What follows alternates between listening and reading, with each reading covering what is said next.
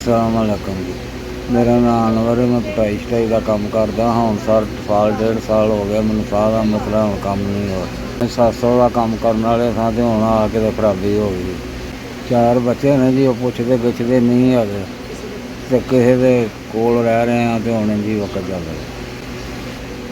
कोई दे देवे तो खा ली दा, नहीं तो इंज ही बैठे बूठे दे। ਮੈਨੂੰ ਜੀ ਉੱਥੇ ਹਸਪਤਾਲ ਗਿਆ ਸਾਂ ਅਤੇ ਉੱਥੇ ਪੈਸਿਆਂ ਦੀ ਵਜ੍ਹਾ ਤੋਂ ਨਹੀਂ ਹੋਇਆ ਅਤੇ ਫਿਰ ਘਰ ਆ ਗਿਆ। ਨਾ ਦਵਾਈਆਂ ਸ਼ਵਾਈਆਂ ਲਿਖੀਆਂ ਜਾਂਦੀਆਂ ਨੇ ਅਤੇ ਨਾ ਕੋਈ ਪੈਸਾ ਹੀ ਹੈ।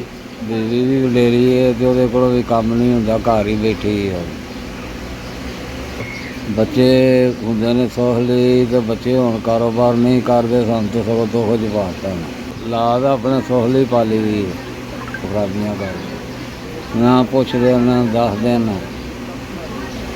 ਹਾਂ ਜੀ, ਅੱਜ ਕੱਲ੍ਹ ਮਾਂ ਪਿਓ ਦੀ ਨਹੀਂ ਲਾਜ ਬਣਦੀ। ਅਸੀਂ ਰਾਸ਼ਨ ਪਾਣੀ ਤੋਂ ਬੜੇ ਪਰੇਸ਼ਾਨ।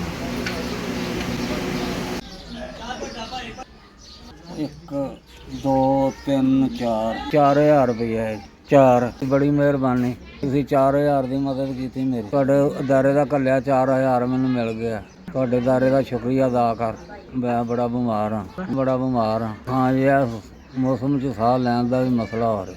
ਤੁਸੀਂ ਮੇਰੇ ਲਈ 4000 ਰੁਪਈਆ ਘੱਲਿਆ, ਤੁਹਾਡਾ ਅਹਿਸਾਨ ਹੈ ਮੇਰੇ ਤੇ। ਅੱਲਾਹ ਤਾਲਾ ਤੁਹਾਡੇ ਦਾਇਰੇ ਨੂੰ ਖੁਸ਼ ਰੱਖੇ। ਇਹਦੀ ਬੜੀ ਮਿਹਰਬਾਨੀ। ਤੁਹਾਡਾ ਘੱਲਿਆ 4000 ਮੇਰੇ ਤੱਕ ਪਹੁੰਚ ਜੀ। ਤਾਲਾ ਤੁਹਾਡੇ ਦਾਇਰੇ ਨੂੰ ਤਰੱਕੀ ਦੇਵੇ। ਜਿਹੜਾ ਬਿਮਾਰਾਂ ਮਸਕੀਨਾਂ ਦਾ ਖਿਆਲ ਕਰਦੇ ਜੇ। ਸਾਡੀਆਂ ਸਾਰੀਆਂ ਦੁਆਵਾਂ ਤੁਹਾਡੇ ਨਾਲ ਨੇ। ਗਰੀਬਾਂ ਦੀ ਮਦਦ ਕਰਦੇ ਰਹੋ। ਤੁਹਾਡੇ ਦਾਇਰੇ ਦਾ ਬਹੁਤ ਸ਼ੁਕਰੀਆ। ਤੁਹਾਡਾ ਘੱਲਿਆ 4000 ਮੇਰੇ ਤੱਕ ਪਹੁੰਚ।